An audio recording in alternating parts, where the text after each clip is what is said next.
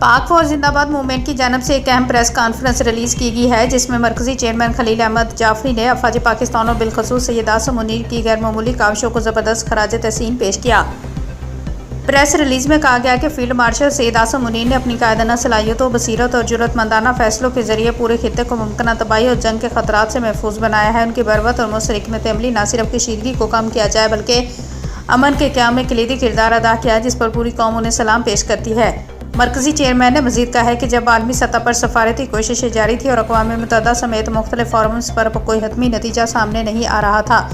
ऐसे में field marshal Asim Munir ने अपनी क़यादत से हालात को संभाला और खित्ते को एक बड़ी तबाही से बचाया, जो एक तारीखी कारनामा है। प्रेस रिलीज़ में इस अमर पर भी जोर दिया गया है कि फ़ौज पाकिस्तान ने हमेशा की तरह मुल्क व कौम के दिफा के साथ साथ आलमी अमन के क़याम में भी अहम किरदार अदा किया और इस अजीम खिदमत पर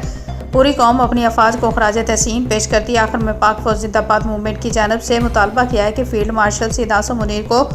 आलमी अमन के लिए उनकी बेमिसाल खिदमत के इतराफ़ में नोबल